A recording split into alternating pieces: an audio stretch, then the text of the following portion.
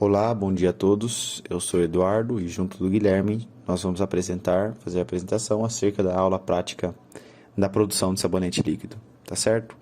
Então já dando início a ela aí, lembrando que foi o experimento número 4, né, dessas 5 aulas que nós tivemos.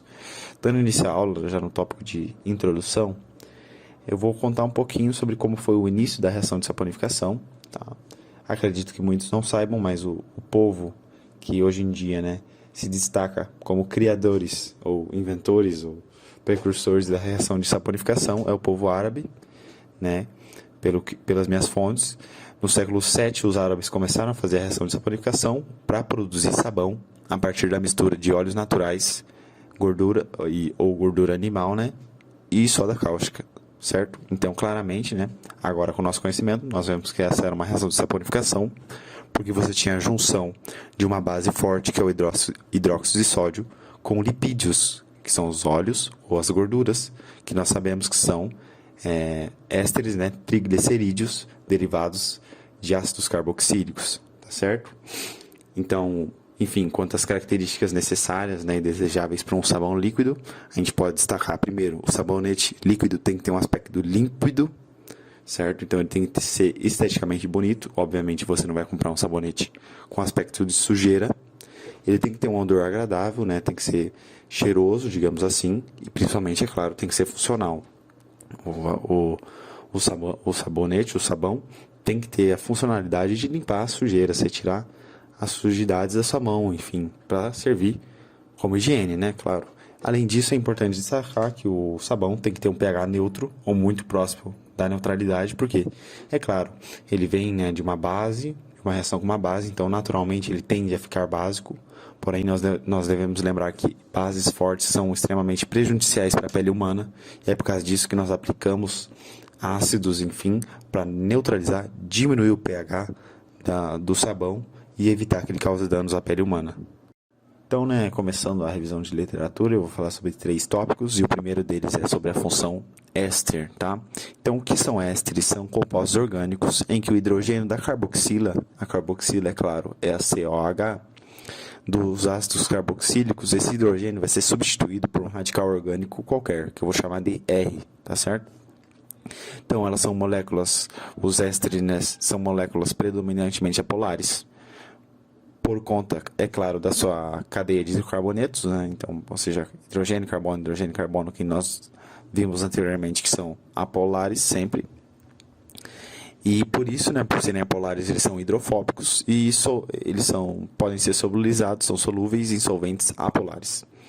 E a produção dos ésteres, né, eu até coloquei aí uma imagenzinha de uma reação de esterificação.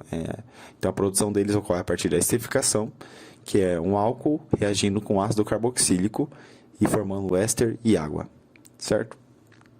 E por que é importante lembrar dos ésteres para esse experimento? Ora, porque os ésteres, eles estão muito presentes nos lipídios. Os lipídios são ésteres naturais de origem biológica e eles são insolúveis em água. E você tem exemplos principais desses lipídios que são ésteres. Eles são chamados de glicerídeos, né? Que são os óleos e as gorduras, certo? Ou triglicerídeos, porque são triésteres, ok? Então, sempre que se você pensar num triglicerídeo, lembre da função orgânica éster. Daí depois tem as bases inorgânicas, né, que é um conteúdo bem anterior já do primeiro ano do ensino médio, então acredito que todo mundo já tem bastante familiaridade, né? Então a base, né, nós vamos usar aqui como referência a química clássica, ou seja, a definição de Arrhenius, que para ele, né, base é todo composto que se dissocia em meio aquoso e libera íons OH- ou as hidroxilas, né? Vale lembrar que o valor numérico do pH das bases, ou seja, dos compostos alcalinos, é o pH acima de 7, claro, sempre abaixo de 14, né, ou igual. E as bases que são consideradas fortes são aquelas que se dissociam fortemente, e a maioria delas é formada por íons do grupo 1 da tabela periódica, ou seja, os metais alcalinos, né? O grande exemplo, é claro, é o hidróxido de sódio, que não coincidentemente nós utilizamos na aula prática, certo? E por fim, o mais importante tópico, com certeza, é a reação de saponificação. A reação de saponificação consiste basicamente num éster reagindo com uma base, formando um sal e álcool. Só que qual que é a questão, né? Essa é a reação de saponificação, porque ela é utilizada para produzir sabão. Né? Ela é utilizada para produzir sabão, que vai ser o que nós vamos fazer no caso, né? Porque os ésteres o éster que será utilizado será um éster natural de um óleo, no caso o óleo de soja. A base é o hidróxido de sódio, mesmo como está na foto, e nós formaremos sabões, no caso líquidos, né? E álcool. O álcool seria o glicerol ou a glicerina, né? Que seria a sua forma comercial. Daí, no caso, esse sabão formado, ele é considerado um agente tensoativo ou surfactantes. Por quê? Ele tem uma longa cadeia de hidrocarbonetos que é apolar e uma extremidade polar devido, é claro, do sal orgânico, né? Então, né, os materiais que nós utilizamos na prática foram basicamente, né, a questão das vidrarias. Nós utilizamos um becker de 1000 ml, um becker de 600 ml, um becker de 100 ml e um becker de 250 ml e outro de 200 ml. Um funil de separação, uma puruveta e 2 bastões de vidro, certo? Nós utilizamos também equipamentos que foram a balança analítica, a placa de aquecimento, 2 termômetros, um medidor universal de pH. Na verdade, a gente utilizou várias fitas, né? Várias fitas de medidor universal de pH, um suporte universal e 2 pinças de madeira. E quanto aos reagentes, nós utilizamos óleo vegetal de soja, solução de hidróxido de sódio 60% massa-massa, solução de ácido bórico 20% massa-massa, essência de baunilha e corante branco. Essas duas foram nossas escolhas, ou seja, você não necessariamente precisava usar baunilha e corante branco, né? Claro, nós tínhamos várias opções de essência e de corantes. Utilizamos também álcool de cereais, água destilada, glicerina, extrato glicólico e, por fim, açúcar. Então, agora passando para os procedimentos que nós realizamos aí no experimento, a primeira coisa que a gente fez foi pesar 130,222 gramas de óleo de soja num becker, e esse becker ele era bem grande, tinha 600 ml, a imagem aí da esquerda. Aqui ao centro, a gente pesou 20,383 gramas de hidróxido de sódio em um becker de 250 ml, e foi solicitado para que a gente fizesse uma solução aquosa de 60% massa-massa, né, da base. Então, a gente realizou os cálculos e a gente descobriu que seria necessário 34 ml de água. A gente adicionou esses 30 ml de água lentamente, porque é uma reação exotérmica, e como é uma reação exotérmica, a gente também colocou gelo no recipiente, né? Depois, a gente pegou um becker de 1 litro, preencheu ele até mais ou menos a metade com água, né, água da torneira, e colocamos acima dele o becker com óleo de soja. Ou seja, a gente fez um banho-maria ali no aquecimento, utilizando para fazer o aquecimento do becker com óleo de soja até aproximadamente 74 graus Celsius. Chegando nessa temperatura, a gente adicionou a solução aquosa de hidróxido de sódio ao becker contendo o óleo aquecido, né? Que a gente conseguiu observar a reação de saponificação ocorrendo a partir de um aumento na consistência da amostra, né? E depois a gente teve que começar a pesar outros reagentes, e o primeiro foi o açúcar, que a gente coletou aí 20,098 gramas de açúcar. Enquanto aquecia o óleo de soja com a solução de hidróxido de sódio, a gente pegou outros reagentes, como o exemplo da glicerina, 60,02 gramas, do extrato glicólico, 10,021 gramas, e do álcool de cereais, 100,22 gramas, aproximadamente. E depois nós adicionamos cerca de 65 ml desse álcool de cereais na solução de hidróxido de sódio mais óleo aquecido. A gente observou, ao adicionar o álcool de cereais, que a amostra ficou mais líquida. Então, quanto mais a gente colocava álcool, menos viscosa a amostra ficava. Depois, para finalizar o processo agora de procedimento, a gente teve que medir o pH para verificar se o pH estava adequado ao uso humano. A princípio o pH estava ali na faixa do 14, o que não é o ideal, pode agredir a pele, por exemplo. Então a gente utilizou uma solução de ácido bórico 20%, né, diluído, para neutralizar o pH do sabão. E a gente conseguiu ali chegar a um pH próximo de 7, o que já está ok. Depois a gente adicionou todo aquele volume de água aquecida anteriormente ao sabão, manteve o sabão em aquecimento para que todo o álcool evaporasse. E a gente percebeu que ele evaporou quando simplesmente cessou o odor de álcool. Depois a gente deixou o becker com o sabonete resfriando até aproximadamente 45 graus e adicionamos 10,021 gramas de extrato glicólico no becker, 5 gotas de corante branco aproximadamente e 5 gotas de essência de baunilha, que foi a essência que a gente escolheu. Depois a gente transferiu o conteúdo do becker para o funil de separação, mas a gente teve que retirar ele e colocar no becker de novo, porque a gente tinha esquecido de colocar 60 a glicerina, né, 60,02 gramas de glicerina e 20,098 gramas de açúcar. Então a gente tirou do funil, transferiu para um becker, colocou essa quantidade de glicerina e de açúcar, depois a gente colocou para o funil de novo. A gente agitou um pouquinho e deixou descansando por cerca de 5 minutos. Depois desse tempo de descanso, a gente colocou no funil de decantação.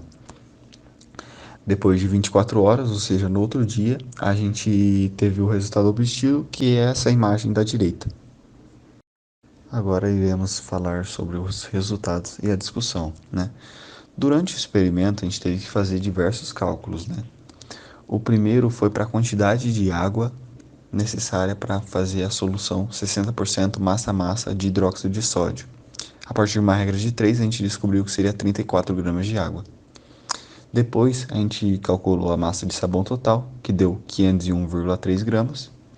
E com essa massa, a gente conseguiu calcular a massa de álcool de cereais, a massa de glicerina, a massa de água, a massa de açúcar e a massa de extrato glicólico, que todas foram feitas a partir de uma porcentagem dessa massa total, que é a massa de sabão total, a verdadeira massa. Certo? Eu não vou colocar aqui porque senão ficaria muito extenso. Mas outros resultados que a gente pode citar, por exemplo, com relação ao pH. O pH obtido foi bem satisfatório, uma vez que a gente conseguiu encontrar um pH muito próximo do neutro, e isso demonstra que provavelmente o sabonete líquido não vai causar nenhum dano à pele da pessoa e nenhum problema com relação a isso. Só que vale salientar que a gente utilizou uma quantidade muito grande de ácido bórico para neutralizar a solução, o sabão, né, que estava extremamente básico. E isso pode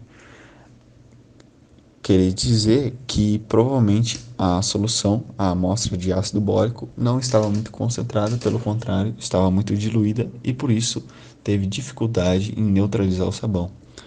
Devido a isso, a gente teve que utilizar cerca de 90 gotas da solução de ácido bórico.